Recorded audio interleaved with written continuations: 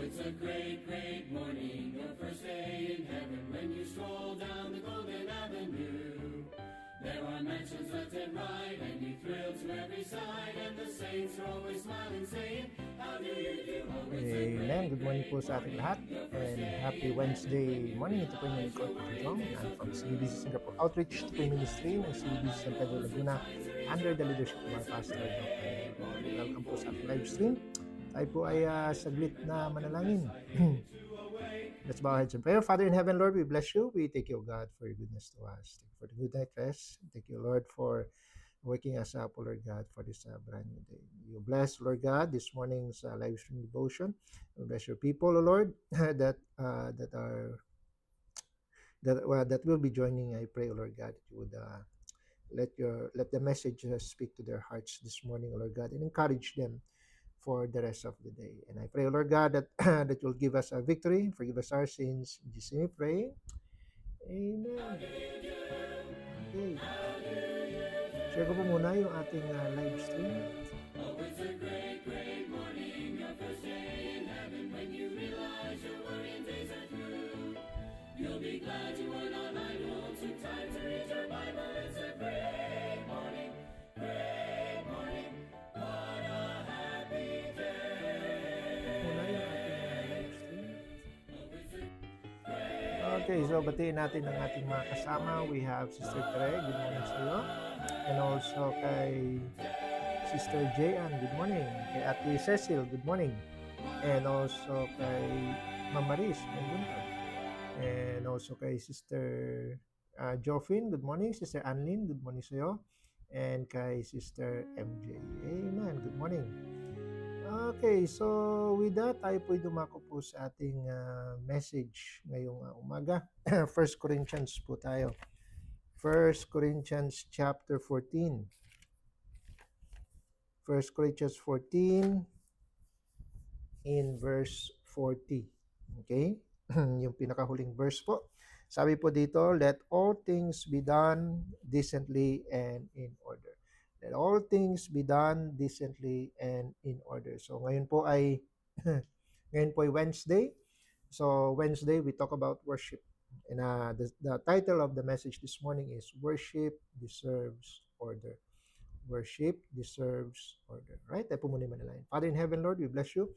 And we thank you, God, for this message that you have prepared, O Lord God, for us. I pray, Lord, that you would bless your servant. Thank you for the privilege you've given me. I pray, O Lord God, that you would make use of me, O Lord God, to encourage and to edify your children. I pray, Lord God, for blessings and victory this morning to give to bring honor and glory to your name. All of these things we ask in Jesus' name we pray. Amen. Worship deserves order. So why do we dress up nicely in church?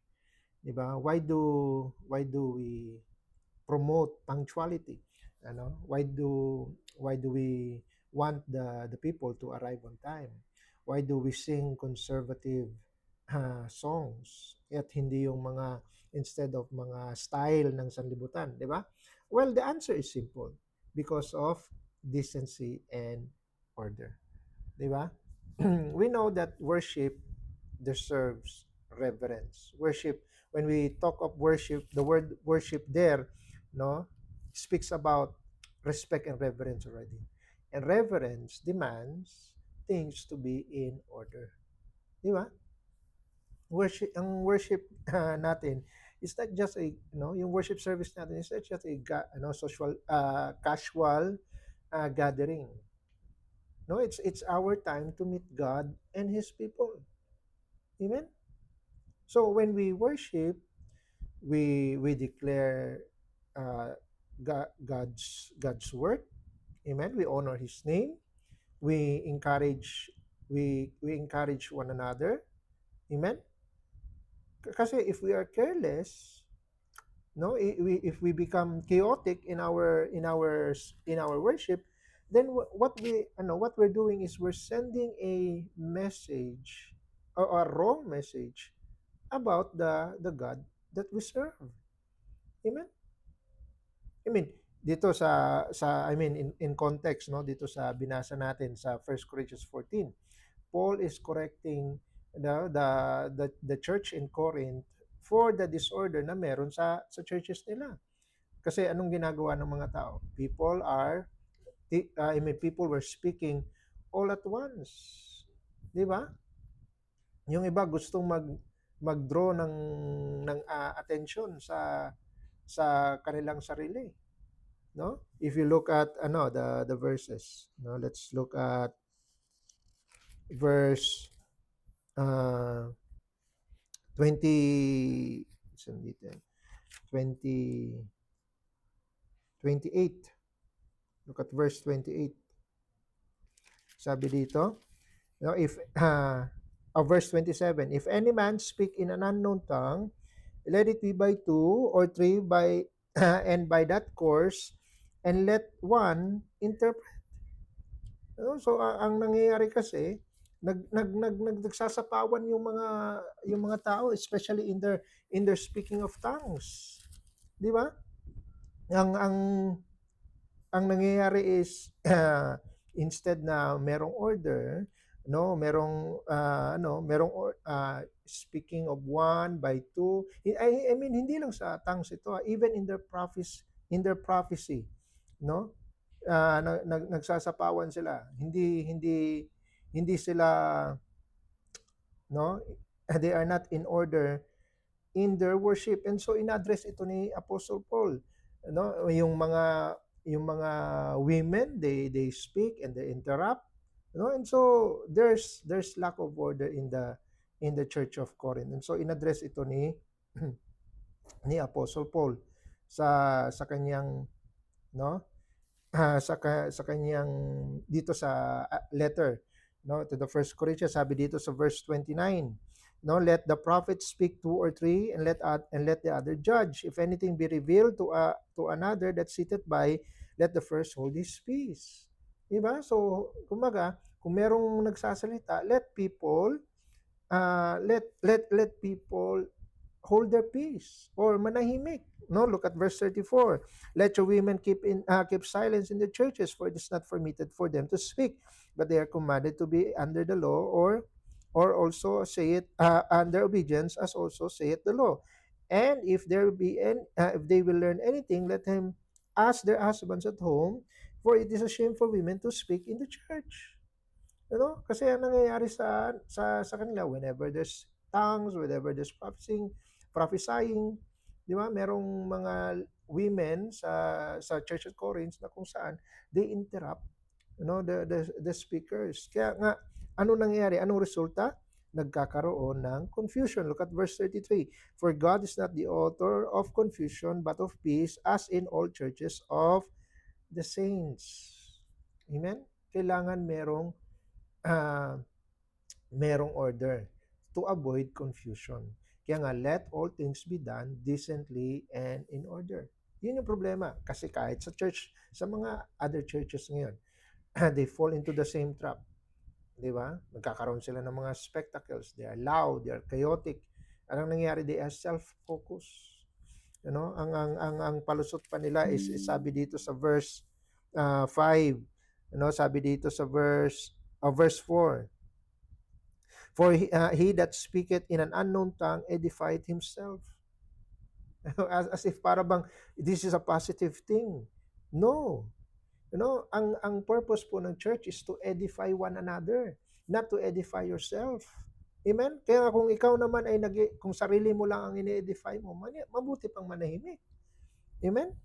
Sabi diyan sa verse 5, I would that you all spake with tongues, but rather that ye prophesied, for greater is he that prophesieth than he that speaketh with tongues, except he interpreteth, that the church may receive edifying. So you see, no, it's not self-gratification. Amen? It's about edifying the church. No, you edify one another, you encourage one another. It's not just promoting yourself. Amen? It's not just promoting the performer. Instead, we magnify Christ. Amen? Rather than magnify the person that is on stage. Amen? Kasi ang gusto ng Panginoon, Christ will have the preeminence. Amen? Kaya kailangan may order. So what does anong kailangan nating I have three things for us to take note. Number one, the demand for order. The demand for order. Remember, God is not the author of confusion, but of peace, as in what? As in all churches. Amen? The Bible demands order in all churches. Amen? Order is not optional, mga kapatid. God demands order in His church because order reflects His nature. Amen? God is not the author of confusion. He is the God of peace. He is not the God of chaotic. Amen? He is not the God of chaos. He is the God of light. Amen? He is not the God of confusion. Amen? God requires worship to be holy. Hindi po pwedeng ma-confuse ka. Ano ba to? Worldly ba to or churchly ba to? Worldly ba to o godly ba to? Worldly ba to o holy ba to? Amen? It has to be holy. It has to be separated from the world. It must be distinct from the world. There must be a clear distinction. There must be a clear difference. Amen? Order in worship, must begin with reverence. Reverence to the holy. Remember, di ba? He that boasted in his that he understandeth and knoweth me, that he knoweth and understandeth me. Naunawaan ba natin? Na ang Diyos ay banal, na ang Diyos ay holy, that the word that God is separated from this world. He is not of this world. Amen. Holiness means separation. That's the meaning of holiness, separation from the world. So that's why our worship must be distinct from worldly entertainment. Amen. It's not about concerts. It's not about yung mga performance. No.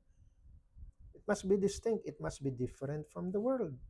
Amen. God requires worship to be reverent. Hindi chaotic, hindi out of order. Hindi yung sapawan ng sapawan. No. There must be reverence. Amen? Sabi nga ng Hebrews chapter 12 in verse 28, Hebrews 12 in verse 28, sabi dito, wherefore, we receiving a kingdom which cannot be moved, let us have what? Grace that we may serve God, and sabi, acceptably with reverence and godly fear. Ganyan ang service natin dapat. No, acceptable sa Panginoon with reverence and godly fear, godly godly respect. Amen. Kaya nga, let all things be done decently in order. Ano pa sabi ng ng text na ng verse chapter 14? Look at 1 Corinthians 14. May isang verse pa na nakasabi diyan sa verse 28. Aside from all things be done decently in order, sabi pa dito sa verse 20 sa verse 30 verse 26, sabi dito, how is it then, brethren, when you come together, every one of you had a psalm, had a doctrine, had a tongue, had a revelation, had an interpretation, sabi, let all things be done unto edifying. Hindi yung every one of you may kanya-kanya. Amen? Kanya-kanya ng psalm, kanya-kanya ng doctrine, kanya-kanya ng tongue, kanya-kanya ng revelation. Hello? Let all things be done unto edifying. Para sa lahat, hindi lang para sa sarili. Amen? So that's number one, the demand for order. Number two, the danger of disorder. Amen? Kapag may kanya-kanya, then there's already division. Amen? Ano sabi ng Psalm chapter 12? 1 Corinthians 12 in verse 25, that there be no schism in the body, but that all members should have the same care one for another. Amen? Kailangan merong same care. Amen? Or else there will be disorder. And when there is disorder, there is danger. Amen? Kasi disorder divides. Hindi yan nagbibuild ng unity. Ano nangyayari? There will be strife. Disorder causes confusion. Amen? And when we talk of confusion, that is not from God. Why? Because He's not the author of confusion. He's the author of peace.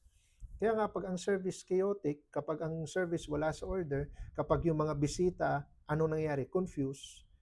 At yung mga members, hindi sila they are not settled, then ano nangyari? God will be dishonored. Because that's not how God designs worship. Amen? Disorder, and also disorder promotes pride. Eh di ba sabi ng Philippians chapter 2? Philippians chapter 2 in verse 3. Philippians chapter 2 in verse 3. Ang sabi dito, let nothing be done through what? Through strife and or vainglory, but in lowliness of mind. Amen? Let nothing be done. Even in our worship, let nothing be done through strife or vainglory. Wala dapat pride. Amen? Wala dapat you promote yourself, you promote you promote your talent. Amen? Kasi kapag if it centers on performance, then it centers on it focus on personalities. Nature pa naman ng tao, they compete for attention. 'Di ba? Rather than glorifying God. Amen? At kapag disorder, anong testimony binibigay natin? Whereas sabi ng Matthew chapter 5, let your light so shine before men that they may see your good works and glorify your Father which is in heaven. Amen? Kapag ang church ay wala sa order, it sends the wrong signal to the world. Amen? Instead na ipakita yung greatness ng Panginoon. Anong pinapakita? Yung weakness of men. Amen? Again, it's not just pag-disorder, it's not just harmless. It's dangerous. Amen? It creates confusion. It feeds the pride. Amen? Kaya nga, let's guard our worship. Amen? From disorder. Number 1, the demand for order. Number 2, the danger of disorder. And number 3, the last, the directives on order. Amen? Ang order, kailangan may direction. Amen? Kaya all things must be done with decency and in decency and order. Amen? All things. Lahat. Amen? Preaching, singing, giving, punctuality, fellowship, lahat ng all things sa loob ng church. Amen? Kailangan nasa order. Kaya nga, we follow guidelines specified in the Bible. Amen? Sabi nga ng Isaiah chapter 8, look at Isaiah chapter 8. Isaiah chapter 8 in verse 20. Isaiah 8 in verse 20. Sabi dito, to the law and to the testimony, if they speak not according to this word, it is because there is no light in them. Amen? We must speak according to the word of God. Amen? Yun lang yung pamantayan natin. Amen? Doon nakabase lahat ng standard natin. Amen? Our worship must be measured by the word of God, not by kung ano yung uso, gano naka-catch up yung gano tayo sumusunod sa trends, because we should not be. Amen? It should not be based on our emotions. It should not be based on our preferences. Amen? No, we must respect spiritual leadership. Amen? Order requires leadership. Amen? And God has given us pastors to guide us. Amen? Kailangan respetuhin natin yung binibigay ng Panginoon na leadership in order. Kailangan meron tayong self-control over our emotions. Amen? Hindi yung tayong kanya-kanya at pang feeling mo sumagot or mag-interrupt, sige. No. Sabi nga ng Hebrews 13 in verse 17. Hebrews 13 in verse 17. Sabi dito, obey them that have the rule over you and submit yourselves for they watch for your souls. Amen? Walang, walang order kung walang leadership. Amen? And pagdating sa leadership, pag na inordain ng Panginoon, yan ay dapat bigyan ng respect. Amen? That's why we respect our pastor. Amen? We respect our leaders. We respect our our disciples. Amen? Kailangan meron tayong, and we must control ourselves. Amen? Kapag yung worship naging disorder, why? Because may mga individuals na hindi kayang kontrolin yung kanilang sarili. Amen? And it shows a lack of discipline. Amen? And pag sinabing order, it doesn't happen by accident. Amen? Order comes from intention. Amen? And when the church has the intention to follow God's word, then there will be order as a result. Amen? So, number 1, the demand for order. Number 2, the danger of disorder. And number 3, the directives on order. Let all things be done decently and in order. Why? Because without order, yung mga teachings natin, it becomes na lang, nonsense na lang pagdating sa sanlibutan. Why? Because hindi evident yun. Hindi, walang order as a result. Kasi pag sinabing teaching, ano bang maging resulta kapag may doctrine, kapag may teaching? Then there will be order. Amen? Without order, ang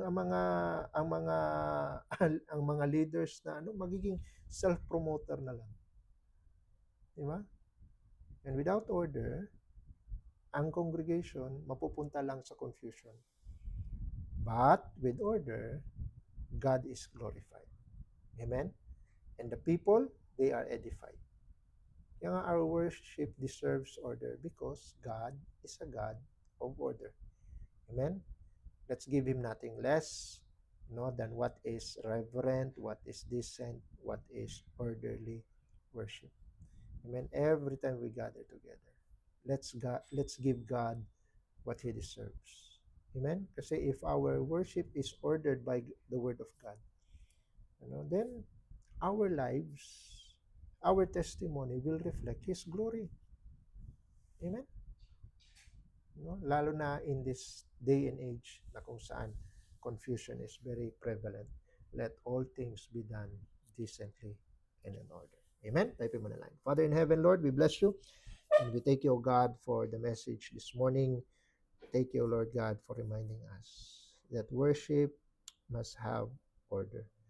Thank you, Lord God, for reminding us of these truths. Help us, Lord God, to apply this, especially in our worship. Let attitudes and let mindsets and let hearts, Lord God, be conformed to the teachings of your word. Thank you, Lord God, for your instruction and for your correction. We give you back all the glory. In Jesus' name we pray. Amen and amen. Alright, I hope naging blessing po ang message natin ngayong umaga.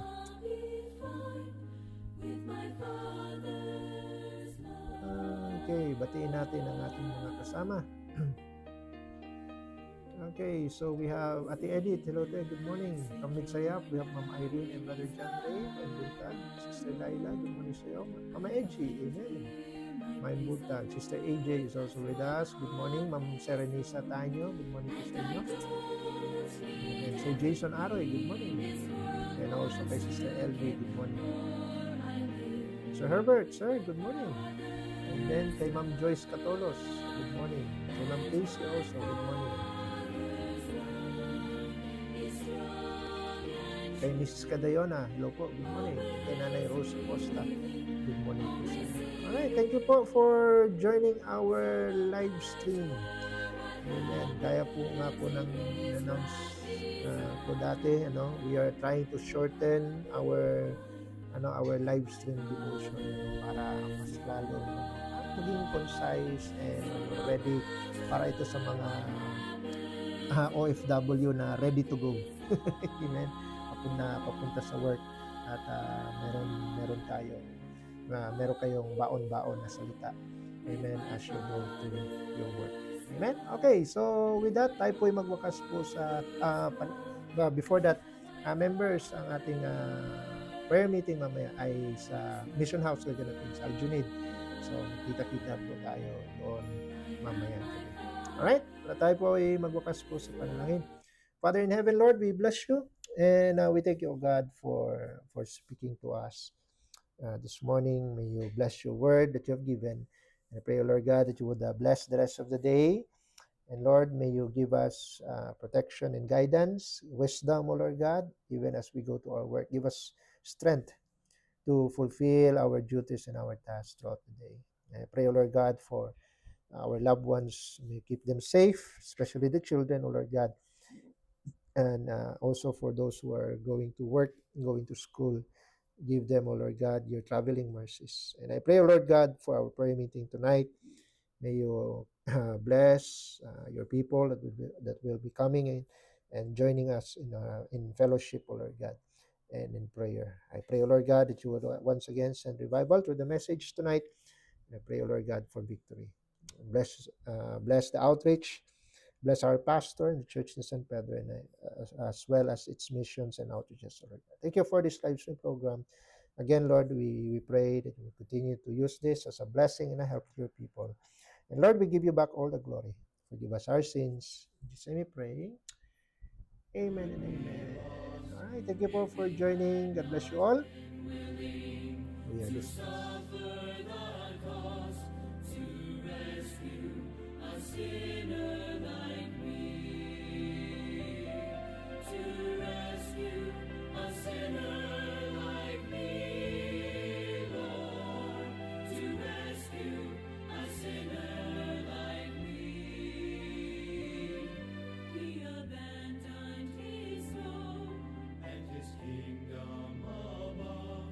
To